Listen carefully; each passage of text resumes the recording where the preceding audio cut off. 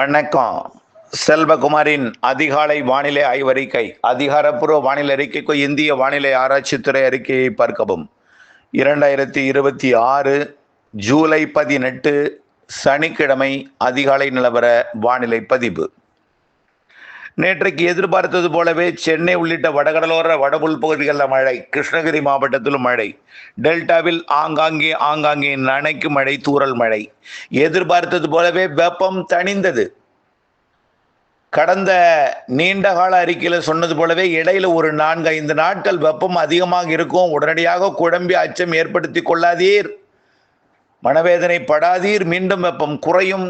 இருந்தாலும் சூரியனின் குத்துக்கதிர் வடக்கே சென்று தெற்கே நகர்ந்து கொண்டிருக்கிறது தமிழ்நாட்டை நோக்கி. வரக்கூடிய ஆகஸ்ட் 17 செப்டம்பர் 2 வரை தமிழ்நாட்டில் விழுந்து செப்டம்பர் 21 நிலநடுக்கோட்டை நோக்கி பயணிக்கும் வழித்தடத்தில் வர இருக்கிறது. அவ்வப்பொழுது தென்மேற்கு பருவமழை, தென்மேற்கு பருவக்காற்று, அதில் இருக்கக்கூடிய ஈரப்பதம் குறையும் பொழுது வெப்பம் உயர்த்தி காணப்படும். அதனால் அச்சம் கொள்ளாதீர் என்று தெரிவித்திருந்தோம். 17ஆம் தேதி வெப்பம் குறையும் என்றும் குறைந்தது. மழைப்பொழிவை பொறுத்த வரைக்கும் நேற்றைக்கு சென்னை, திருவள்ளூர், காஞ்சிபுரம், செங்கல்பட்டு மாவட்டத்தில் நல்ல மழை ஆங்காங்கே. அதிகபட்சமாக அம்பத்தூர், கொரட்டூர் 26 மில்லிமீட்டர் மழை பொழிந்திருக்கிறது. 3 சென்டிமீட்டர் வரைக்கும் பொழிந்திருக்கு. பெருங்குடி, பள்ளிக்கரணை 25 மில்லிமீட்டர். மேலும் நீலாங்கரை, மேடவாக்கம், மேலும் அயம்பாக்கம், ஒக்கியம், துறைப்பாக்கம், மாதவரம், ஈஞ்சம்பாக்கம், வடபழனி, மேலும் சோழிங்கநல்லூர், கண்ணகி நகர், மணலி, பெருங்குடி, சைதாப்பேட்டை, தண்டையார்பேட்டை, நுங்கம்பாக்கம், இங்கெல்லாம் 1 சென்டிமீட்டர்லேருந்து 3 சென்டிமீட்டர் வரைக்கும் மழை பொழிந்திருக்கு. மேலும் Valasaravakkam, Uthandi, Manali, New Town, Basin Bridge, Aminjikarai, Saligramam, Ennore, Paris, Valasaravakkam, Madipakkam, Manali, New Town, Nerkundram, Kasimedu, Ambattur, Wimco Nagar, Kolathur, இங்கெல்லாம் மழை தான். அடையாறு, ராஜா அண்ணாமலைபுரம், மேலும் சென்னை சென்ட்ரல், இங்கெல்லாம் நல்ல மழை பொழிந்திருக்கு. அதிகபட்சமாக 3 சென்டிமீட்டர் தான். 1 சென்டிமீட்டர்லேருந்து 3 சென்டிமீட்டர் வரைக்கும் மழை பொழிந்திருக்கு. நேற்றைக்கு அப்புறம் பார்த்தீங்கன்னா செங்கல்பட்டு மாவட்டத்திலேயும் மழை, தருமபுரியிலையும் ஆங்காங்கே மழை தான். மருந்தகள்ளி, பாலக்கோடு மற்றும் பார்த்தீங்கன்னா செங்கல்பட்டு மாவட்டத்தில் பார்த்தீங்கன்னா செங்கல்பட்டு, திருப்போரூர், மேலும் தாம்பரம், கேளம்பாக்கம், இங்கேயும் மழை தான். கிருஷ்ணகிரி மாவட்டத்திலையும் ஒரு சில இடங்களில் நல்ல மழை பொழிந்திருக்கு. தருமபுரி மாவட்டத்துக்கு அடுத்தபடியாக கிருஷ்ணகிரி மாவட்டம், ஈரோடு மாவட்டத்தில் கூட அம்மாப்பேட்டையில் லேசான மழை பொழிந்தது. கன்னியாகுமரி மாவட்டத்திலையும் சுரலக்கோடு, பாலமோர், மாம்பழத்துறையாறு, பெருஞ்சாணி, மேலும் ஆனைக்கிடங்கு, புத்தனணை, தக்கலை, பேச்சிப்பாறை, இங்கேயும் மழை இருந்தது. அடுத்தபடியாக பார்த்தீங்கன்னா கிருஷ்ணகிரி மாவட்டத்தில் தளி 20 மில்லிமீட்டர் மழை, தேன்கனிக்கோட்டை 19, ராயக்கோட்டை 5, கேஆர்பி அணை மற்றும்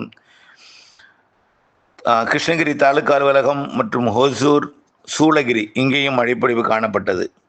அதற்கப்புறம் நிறைய இடங்களில் மழை இருந்தாலும் புதுக்கோட்டை மாவட்டத்தில் புதுக்கோட்டை, காரையூர், மேலும் கரம்பக்குடி, இங்கேயும் லேசான மழைப்பொழிவு இருந்தது. லேசான மிதமான மழை. ராமநாதபுரம் மாவட்டத்திலையும் திருவாடானையிலையும் மழை இருந்தது. ராணிப்பேட்டை மாவட்டம் சோளிங்கர், வாலாஜா, ஆற்காடு, அம்மூர், அதாவது வாலாஜா போலீஸ் ஸ்டேஷன், மின்னல், இங்கெல்லாம் மழை பொழிவு இருந்தது. அடுத்தபடியாக சேலம் மாவட்டம் எடப்பாடியிலையும் 1 சென்டிமீட்டர் மழை இருந்தது. ரொம்ப குறைவான மழையாக இருந்தாலும் அங்கேயும் மழை இருந்தது. அடுத்தபடியாக இன்னும் பல இடங்களில் மழைப்பொழிவு அறிக்கை கிடைக்கப்பெறவில்லை. கிடைக்கப்பட்டதும் அறிக்கை சமர்ப்பிக்கிறேன். இன்றைய வானிலை எப்படி இருக்கும் அப்படிங்கிறத பார்ப்போம். இன்றைக்கு, அதாவது இந்த 18ஆம் தேதி சனிக்கிழமை மதியத்தில் ஆங்காங்கே கருமேகம் சூழும். பரவலாக பெருமழை வாய்ப்பில்லை, ஆனால் ஆங்காங்கே நனைக்கும். ஆங்காங்கே நனைக்கும். வெப்பநிலை குறைந்து தான் இருக்கும். இந்த 40 டிகிரி 41 டிகிரிலாம் போனதெல்லாம் போய் 100 டிகிரிக்குள்ளே தான் வெப்பம் இருக்கும். அதாவது 38 டிகிரி செல்சியஸ்க்குள்ளே வெப்பம் இருக்கும். அதை தாண்டாது. ஏற்கனவே உயர்ந்திருந்தது, உங்களை கடும் அச்சத்தில் அழுத்தி இருந்தது. இதற்கப்புறம் அப்படியே ஆங்காங்கே மழை பொழிவும். நள்ளிரவுக்கு பிறகு சென்னை, திருவள்ளூரில் மழை தெரியுது. நள்ளிரவுக்கு பிறகு திருப்பத்தூர், வேலூர், ராணிப்பேட்டை, திருவண்ணாமலை, கள்ளக்குறிச்சி, விழுப்புரம், புதுச்சேரி, சென்னை, திருவள்ளூர், காஞ்சிபுரம், செங்கல்பட்டு, இங்கே நள்ளிரவுக்கு பிறகு மழை தெரியுது. பின்னிரவு, அதாவது நள்ளிரவிலே அதிகாலைக்குள் இதில் சென்னை, திருவள்ளூர், செங்கல்பட்டு மாவட்டத்தில் கண்டிப்பாக அதிகாலையில் நாளை, அதாவது ஞாயிற்றுக்கிழமை அதிகாலை, இன்றைய சனிக்கிழமை நள்ளிரவுக்கு பிறகு மழை தெரியுது. நாளை ஞாயிற்றுக்கிழமையும் இதே போல் ஆங்காங்கே மழை இருக்கும். இதில் தென்மேற்கு பருவமழையும் லேசாக அப்பப்போ சாரலை கொடுக்கும். நேற்றுக்கு ஒரு சாரல் முக்கோணத்தில் கொடுத்துருக்கலாம். இன்றைக்கு லேசான தூறல் அப்பாச்சி கவுண்டர் மதிலெல்லாம் வந்திருக்கும்.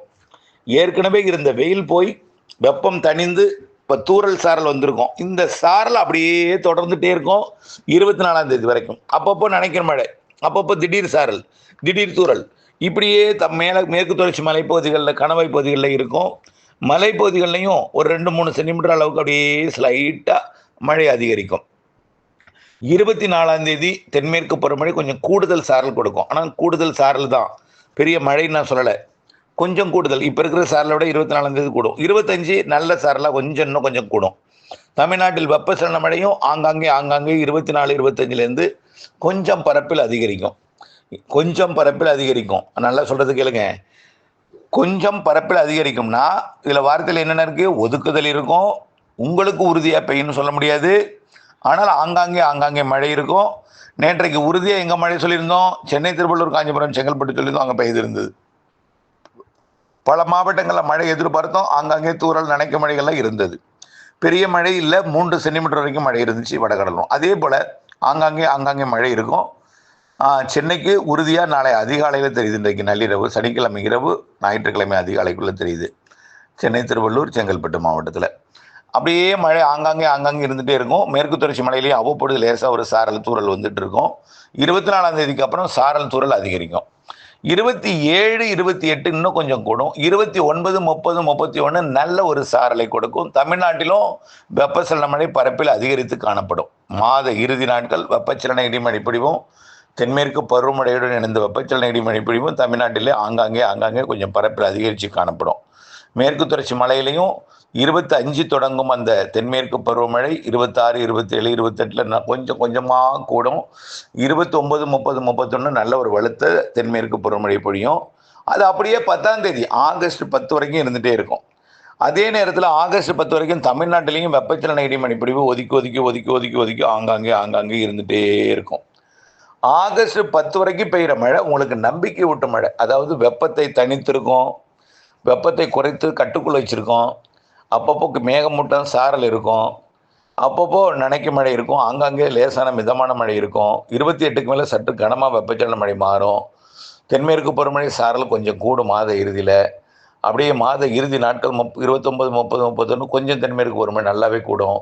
10ஆம் தேதி வரைக்கும் அப்படியே அப்பப்போ நல்ல மழைப்பொழிவை தென்மேற்கு பருவமழை கொடுக்கும்.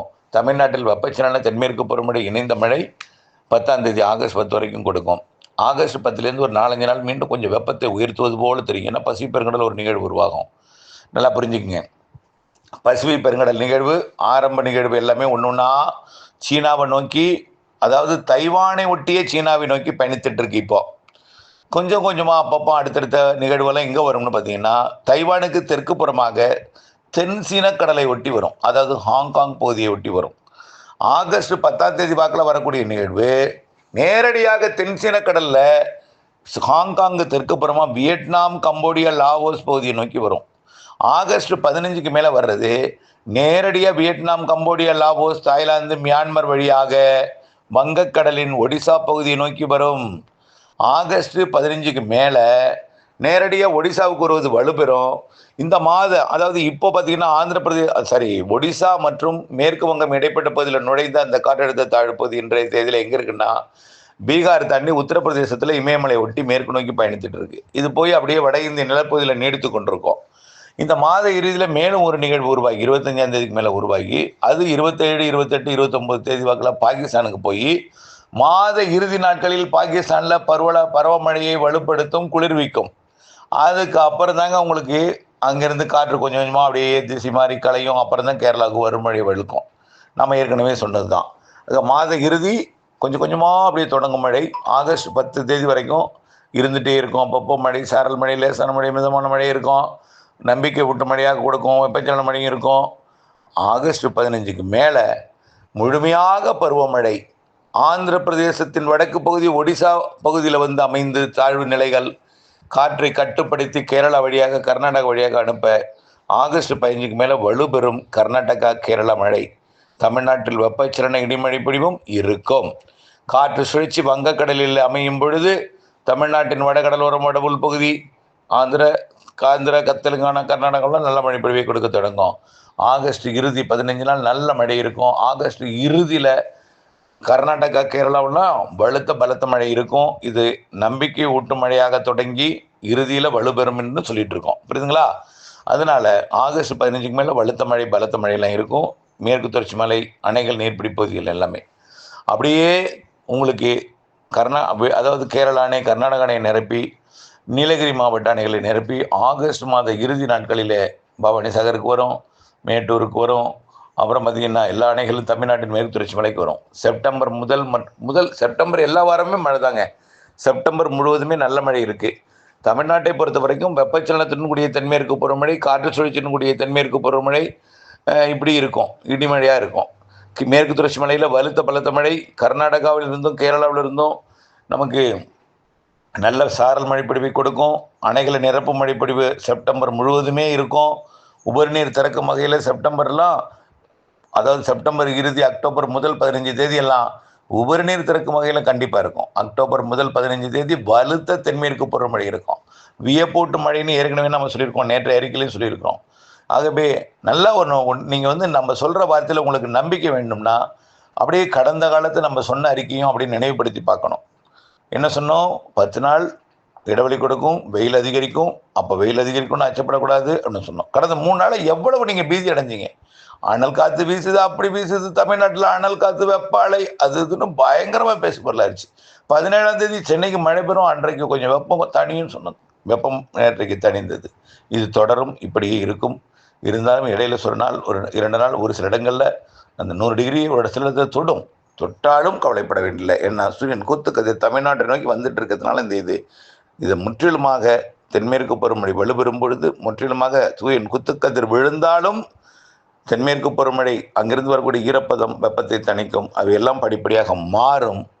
வெப்பச்சலன இடிமழை பொழிவு தொடர்ந்து கொண்டிருக்கும் நிலையில் தென்மேற்கு பருவமழை 25ஆம் தேதியிலிருந்து மெல்ல தொடங்கி 10ஆம் தேதி வரைக்கும் அங்கங்கே தென்மேற்கு பருவமழை வலுத்திருக்கும், வெப்பச்சலன மழை இருக்கும். ஆகஸ்ட் 15க்கு பிறகு வலுத்திருக்கும். எப்பொழுதுமே ஆகஸ்ட்டில் தான் பருவமழை நம்ம சொல்லியிருந்தோம். இந்த வருடம் ஒரு 15 நாள் தாமதமாக வலுப்பெறும்னு சொல்லியிருக்கோம். அதன் அடிப்படையில் ஆகஸ்ட் 15க்கு மேலே தென்மேற்கு பருவமழை கண்டிப்பாக கேரளா கர்நாடகாவில் நன்றாக வலுத்திருக்கும். அதுக்கு முன்னாடி இல்லைன்னு சொல்லலாம். என்ன சார் ஆகஸ்ட் 15 கொண்டு போயிட்டீங்கன்னு சொல்லாதீங்க. இருக்கும். இப்பொழுது நேற்றைக்கு இருக்கிற வரக்கூடிய வந்த சாரல் போல வரக்கூடிய நாளும் சாரல் இருக்கும். 25லேருந்து கூடுதல் சாரல், மாத இறுதியில் மேலும் கூடுதல் சாரல். நான் சொல்வது அணைகளை நிரப்பும் மழைப்பொழிவு ஆகஸ்ட் 15க்கு மேலே. முதல்ல கர்நாடக அணையை நிரப்போம், நீலகிரி அணையை நிரப்போம் ஆகஸ்ட் 15க்கு மேலே. அப்புறம் செப்டம்பரில் அங்கிருந்து உபரி நீர் தமிழ்நாட்டின் அணையை நிரப்போம். இதை நம்ம சொல்கிறோம். கண்டிப்பாக வானிலை அப்டேட்ஸோடு இணைந்திருங்கள். வானிலையிலிருந்து விவசாயம் செய்திருங்கள். அப்டேட்ஸ் இணைந்திருப்பது அவசியம். வடகிழக்கு பருவமழை சொல்லிட்டோம். செப்டம்பர் அக்டோபர் வலுத்த தென்மேற்கு பருவமழை இருக்குது. அக்டோபர் 18லேருந்து வடகிழக்கு பருவமழை தொடக்கமே வலுவாக இருக்கும்னு சொல்லிட்டோம். அக்டோபர் 18லிருந்து ஜனவரி 10 வரைக்கும் வலுத்த வடகிழக்கு பருவமழை இருக்குது. அணைகளை நிரப்பும் மழைப்பொழிவு ஏற்கனவே சொல்லிட்டோம். தென்மேற்கு பருவமழை இறுதி கட்டம். தமிழ்நாட்டில் ஏரி குளங்களை நிரப்பும் மழைப்பொழிவு வடகிழக்கு பருவமழை. அதனால் மழைநீரை சேகரிக்க ஏரி குளங்களை தயார்படுத்துவோம், ஆழப்படுத்துவோம், அகலப்படுத்துவோம், புதிய ஏரி குளங்களை அமைப்போம், கரைகளை பலப்படுத்துவோம்.